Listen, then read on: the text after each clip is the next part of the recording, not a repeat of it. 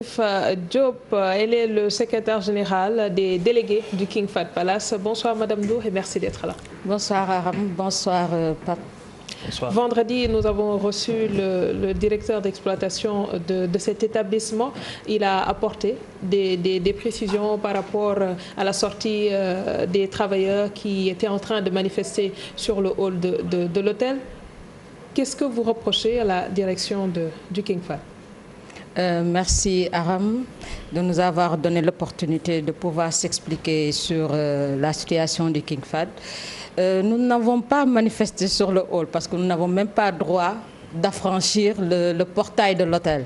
Donc nous étions de l'autre côté pour ne pas que la direction vienne nous reprocher des choses parce qu'on connaît leurs pratiques. Donc nous étions de l'autre côté de l'hôtel. Donc on nous a amené en chômage technique depuis le mois de mars. Et donc, suite à une réunion que la direction avait convoquée le 18 mars, le début de la pandémie, ils nous ont dit que, vu la situation, il n'y a plus de clients, vous allez en chômage technique, chose qu'on a acceptée. Mais lors de cette discussion, ils nous ont proposé 50%. Nous avons refusé aussitôt en leur disant que cette pandémie... 50% de votre salaire? De notre salaire avec toutes les retenues. Ça, c'était d'office. Donc, nous leur avons dit c'est trop tôt parce que nous, on ne comprend pas le King Fahd comme il est un grand hôtel. Donc, nous, on ne peut pas comprendre avec les années de travail et le résultat que nous fournissons chaque année. Nous, on ne peut pas se réveiller un matin. Vous nous dites qu'on aura droit à 50% de notre salaire. Chose impensable. D'autant plus que l'hôtel fournit des résultats et vous vous dites que vous êtes satisfait du travail que nous faisons. Vous étiez au nombre de combien? 177. Au départ, on était 177, donc ils ont gardé 118 employés.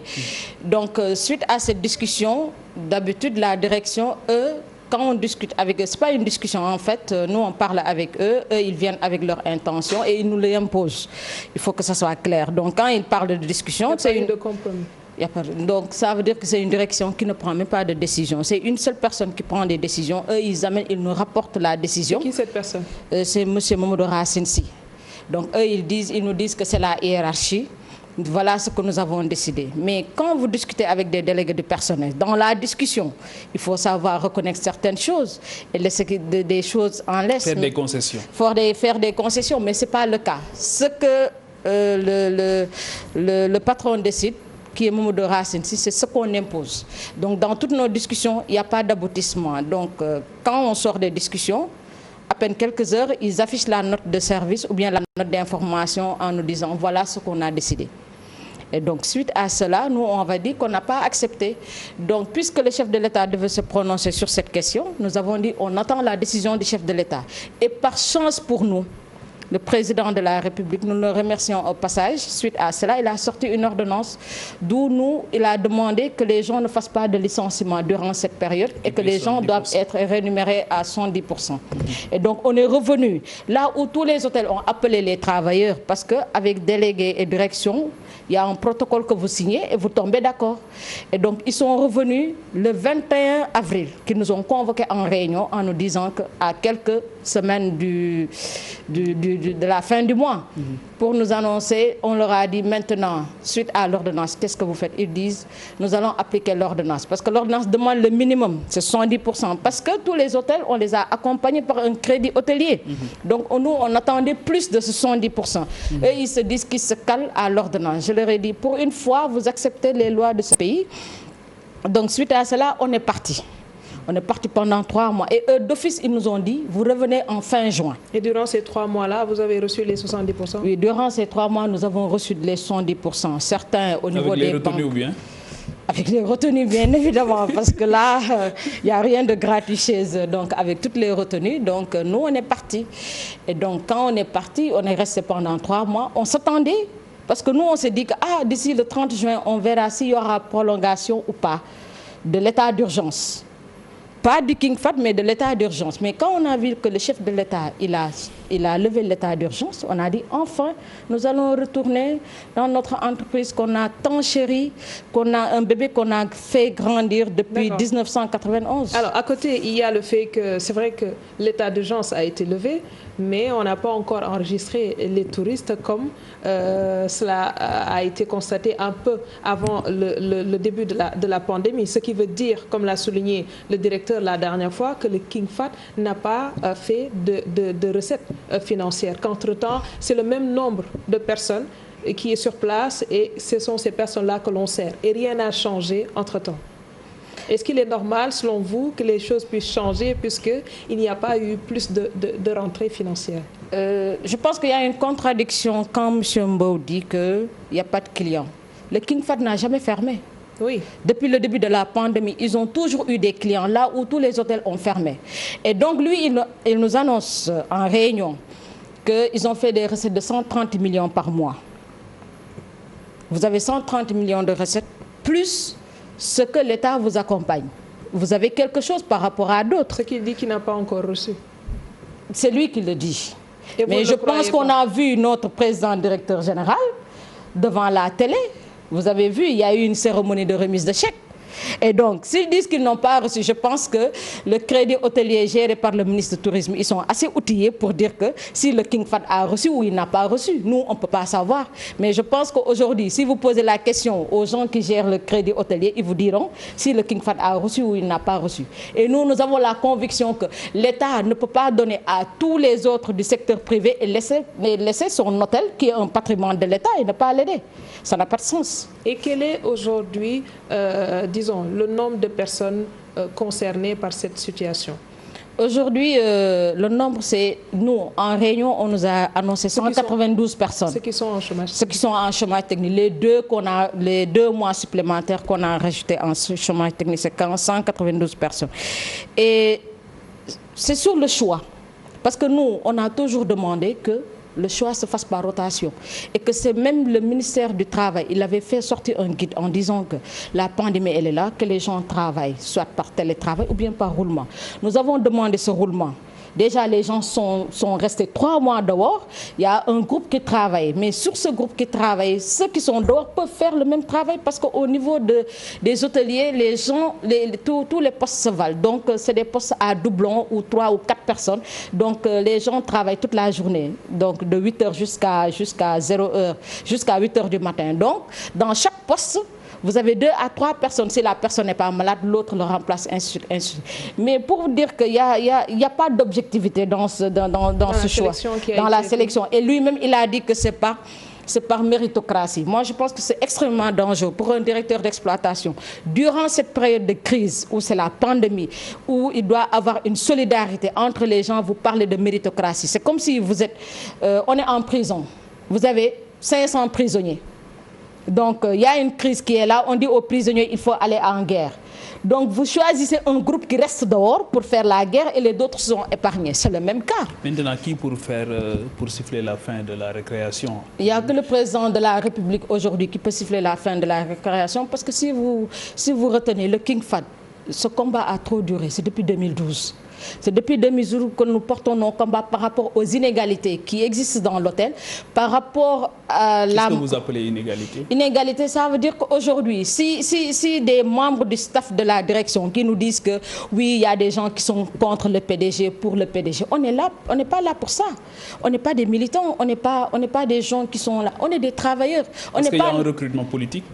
Le recrutement politique, je dis, même s'il existe, il a sa base politique, il peut recruter. Mais là où se trouve la différence est qu'il y a des journaliers qu'on a trouvés ici sur place qui ont fait 15 ans, 20 ans. Et que lui, il avait pris l'engagement, lui, le président directeur général, M. Mamadou Racine Sy, parce qu'il faut reconnaître une chose, le King Fahd, ce n'est pas venu comme ça. C'est nous, les travailleurs, qui avons manifesté en 2011 en disant que Starwood, la manne financière qu'il développait et tout, les travailleurs n'y voyaient pas leur intérêt. Donc, il faudrait que... C'est là où le président... Est-ce que vous avez cherché à le rencontrer? Nous l'avons écrit. Parce que nous, je pense qu'il faut aller de façon administrative. Nous l'avons saisi par courrier 2 fois de suite. Il ne nous a jamais reçus. Il ne nous a pas reçus. Il nous dit qu'il y a son staff qui est là, qu'on rencontre le staff. Mais c'est un staff qui ne prend aucune décision. Monsieur Mbow qui était là, et j'en désole, l'autre jour quand il est venu, il a énuméré le montant. On peut avoir des primes. Il y a eu des avantages. Les avantages dont vous parlez, les avantages, monsieur Mbow a oublié une chose. La prime pour la tabaski, celle scolaire, tout à fait, tout à fait. Tout à fait. Et il a dit que cela n'existe dans aucun autre hôtel du pays. Je donne un exemple. Vous êtes TFM. Vous êtes restons au King Fahd. Oui, je vous donne un exemple. Vous êtes TFM, vous êtes un grand groupe. Les avantages que vous avez, les radios communautaires ne l'ont pas. Nous, King Fahd, la manne financière que nous faisons par an. Et il faut noter une chose. Les avantages dont il parle, M. Mbow est venu en 2014. Les avantages, le King Fahd l'a trouvé sur place. C'était là-bas depuis 2009. C'est un protocole d'accord qu'on avait signé depuis 2009 avec Starwood. Qu'est-ce qui veut dire qu'il n'y a eu aucune augmentation? Donc l'augmentation que King Fahd a fait durant cette période, vous savez c'est quoi? Depuis qu'il est venu en 2012 et c'est en 2013 qu'il l'a fait. Il a ajouté 5 000 francs pour la tabaski et 5 000 francs pour le scolaire. C'est tout. Mais au moment où il dit nos avantages, nous par décence, eux les directeurs, ils ont des avantages. Mais par décence, je ne vais pas le citer ici, parce que vous connaissez le Sénégal comment c'est. Et quel est le niveau d'implication du personnel dans la gestion du King Fahd aujourd'hui? On n'a aucun regard sur ça. Aujourd'hui, en réunion, ils nous disent que oui, on a perdu 1 milliard par mois. C'est aujourd'hui qu'ils nous l'annoncent. Vous n'avez pas les moyens de vérifier. Durant les pandémies, ils nous disent qu'on a des pertes de presque 1 milliard par mois. Mais quand l'hôtel marchait, quand on leur demandait les chiffres et les résultats, ils disent « Ah non, non, non, ça c'est pas de votre ressort, vous ne faites que travailler, c'est bon. Donc le reste ne compte pas. » Donc une direction comme ça, qui ne veut pas dévoiler les chiffres, mais quand ça fait mal et quand ça ne va pas, vous dites aux gens qu'il y a une perte maintenant, il faut que les travailleurs subissent. Non. Et aujourd'hui, que faire pour revenir à la normale, à la situation normale? À la situation normale, je pense que déjà les autorités étatiques doivent se saisir de cela. Ce qui se passe au King Fahd, c'est un patrimoine de l'État. Nous leur demandons, parce qu'on les a rencontrés. En plus, ce n'est pas intéressant de rencontrer des gens et qu'ils disent que oui, il faut comprendre, c'est la situation. Mais quoi faire par rapport à cette situation? Parce que c'est des pères et mères de famille. Ils sont 192 qui sont dehors. Aujourd'hui, qu'est-ce que la direction fait?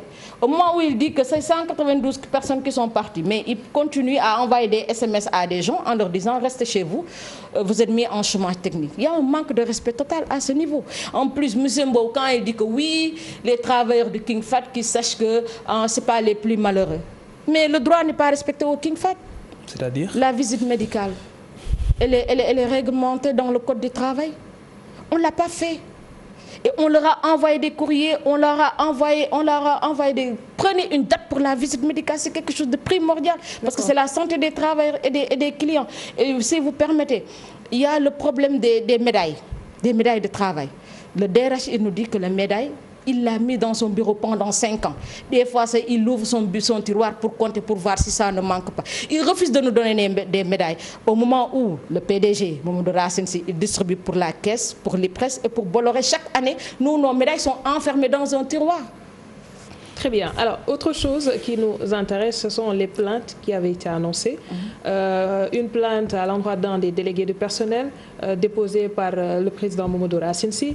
Le directeur d'exploitation a également dit qu'il a porté plainte contre un agent de l'hôtel parce qu'ils estiment que leur honorabilité a été touchée, hein? C'est l'article 80. Oh, moi, je dis que quelle honorabilité. Maintenant, quel est le sort le sort par rapport à cette plainte. Parce que quand les gens entendent une plainte, les gens pensent que ils n'ont pas reçu ces plaintes. Non, on a reçu. On a été à la gendarmerie. Et quand on a... Qu'est-ce qu'on vous a reproché là-bas? Vous savez, qu'est-ce que le monsieur Mbow d'abord... Paraît-il vous a insulté? Non, je vais vous dire c'est quoi les insultes. Ah non, ne les répétez pas. Non, je vais vous dire c'est quoi il l'appelle insulte. Parce que là, c'est lui qui dit dans la plainte qu'il a été traité d'incapable.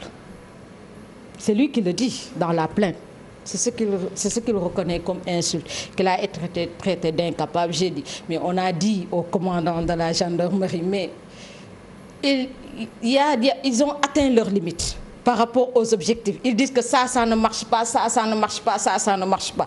Tu le dis devant les délégués. On va vous dire que, mais vous n'avez pas atteint votre objectif. Donc c'est tout ce qu'on vous reproche, c'est ce que le gendarme vous a dit. Oui, c'est ce que nous, on était surpris quand on a vu la plainte entre délégués du personnel et directeur. Il y a des choses très... Pape, il faut également qu'on s'arrête sur une chose. Oui. C'est-à-dire, une personne peut dire qu'elle a été victime d'insultes et qu'on ne puisse pas assister à ce qui s'est passé. Aujourd'hui, on vous entend, vous réfutez ce qu'il dit. De son côté, il dit qu'il a été insulté dans un cadre bien déterminé. On peut se demander... Vous savez pourquoi on va réfuter ça? Parce qu'il y a une plainte écrite. Et sur la plainte écrite, il a cité ce qu'on lui a dit. Donc, ce n'est pas des choses qu'on a inventées. Mais non, pour le président Racine Sy... Pour le président Racine Sy, encore je le dis, on s'en désole parce que là, on a eu un camarade, c'était Babacar, qui avait porté la voix des travailleurs ce jour-là. Vous savez, nous tous, on est des humains. C'est sous le ton de la colère, il y a eu digression, il y a eu un dérapage par rapport à ce mot. Et vraiment, ce matin, il s'est excusé au niveau d'un média de la place et tout. C'est une digression, c'est pas quelque chose qui... L'excuse devrait passer par un média ou aller directement vers le président? On ne l'a pas vu, puisque ça a été dit en public. Moi, je dis qu'il a été juste en disant que c'est des mots qu'il regrette. Qui a porté plainte? C'est Mamadou Racine Sy qui a porté plainte. Et en plus de ça, c'est normal. Bon, il dit qu'il a été atteint. Mais ça n'empêche rien au combat que nous portons, qui est très légitime. Parce qu'aujourd'hui, si vous remarquez, il n'y a pas de comité de gestion au King Fahd. Et c'est un patrimoine de l'État. Donc nous, on n'a pas d'interlocuteur direct. Il y a une seule personne qui est à bord et qui décide. Et que cette personne, nous, on ne peut pas le voir. Donc les problèmes sont là, sont réels. Le droit, des fois, il est bafoué. Et ce qui est grave, aujourd'hui, nous, notre DRH, on nous dit que c'est un agent de l'inspecteur du travail. Mais qui ne peut même pas appliquer la loi. Parce que quand tu es à un poste, tu te dis que peut-être que c'est ton salaire qui est là. Pourquoi il n'applique pas la loi? Il n'applique pas la loi parce que lui, on lui demande de faire des choses. Et il le fait. Mais il représente le ministère, il représente l'État. Mais s'il représente le ministère et que lui, par aisance ou bien pour sauvegarder son poste, il peut ne pas appliquer. Il dit que ce que le patron veut, je l'exécute. Tout en étant en porte-à-faux avec les lois de ce pays. Nous, on a été victimes par rapport à l'histoire de la retraite à 60 ans qui n'a jamais été appliquée au King Fahd en 2015 et que cette non-application de la retraite nous a valu 36 procès et que ces pères et mères de famille, ils sont en train de courir derrière leur argent jusqu'à présent parce que ils sont allés jusqu'en Cour suprême, ils ont été déboutés plutôt. C'est vrai que ce problème est ressorti à cause de la pandémie, mais depuis l'arrivée de Pierre Mbow, est-ce que vous avez autre chose à lui reprocher? Vous savez, qu'est-ce qu'on a à lui reprocher? Monsieur Mbow, il ne décide de rien. Il est là, on lui pose des problèmes. Il dit qu'il nous revient. On sait que c'est une personne qui décide, c'est le PDG. En plus, au King Fahd. Il n'y a même pas de directeur de restauration. Nous, on ne nous a jamais présenté un organigramme. Un hôtel comme ça, il n'y a pas de directeur de restauration. Aujourd'hui, il parle de chômage technique. Le chef cuisinier attitré, il est mis en chômage technique, il est remplacé par un chef pâtissier. Vous trouvez ça normal? Un caissier général, quelqu'un qui est à la caisse générale, c'est son titre, c'est sa fonction. Il n'y a pas une autre personne. Mais il y a une police des hôtels qui existe et qui devrait être très regardant par rapport à ce qui se passe dans les hôtels. Les gens qui doivent respecter certaines normes. Où est cette police, justement? On l'ignore, on l'ignore carrément. Nous, on ne la voit pas ainsi. Mais quand même, ce qu'on aurait souhaité au King Fahd encore, on le dit, une paix intérieure. Vous avez signé un protocole d'accord. Le protocole d'accord, normalement, il devait y avoir un suivi derrière. Maintenant, qui veille à l'application? Mais il n'y a pas de protocole d'accord. Il n'y a pas de protocole d'accord. Vous me disiez tout à l'heure que les avantages que le DG a cités ici, c'était conclu dans un protocole d'accord. Mais il y a plein de choses qui sont dans le protocole qui ne sont pas respectées. Mais qui va le respecter? On passe notre temps à mener des plaintes à l'inspection. Si on va à l'inspection, c'est le DRH et son adjoint qui vient. Même si l'inspecteur leur instruit des choses, il dit que oui, c'est nous, c'est la décision de la direction. Après, c'est pour aller au tribunal. Parce que l'inspection, il ne fait qu'appeler les deux parties pour une conciliation. Maintenant, là, on amorce quand même une phase extrêmement importante. C'est l'après-Covid, c'est la relance de cet outil, de ce secteur. Est-ce qu'aujourd'hui, vous êtes dans les dispositions pour aller à la table de négociation et trouver une solution définitive quand même? Tout à fait, c'est ce qu'on demande, Pape, parce que je pense que dans une entreprise, les deux parties doivent pouvoir se retrouver autour d'une table pour discuter. Mais il faudrait que l'autre partie puisse avoir les rênes de décider. Mais on ne peut pas discuter avec des gens qui ne savent pas, qui ne peuvent pas prendre des décisions. Ils notent, Et ils nous reviennent. Et des fois, ils ne nous reviennent pas. Aujourd'hui, la personne qui doit prendre des décisions, nous demandons à ce que cette personne puisse s'asseoir autour d'une table avec les délégués pour trouver une solution. Vous demandez l'intervention du ministre ou bien du chef de l'État? Du ministre et du chef de l'État, surtout du chef de l'État. Parce que le chef de l'État, c'est tout ce qui se passe au King Fahd.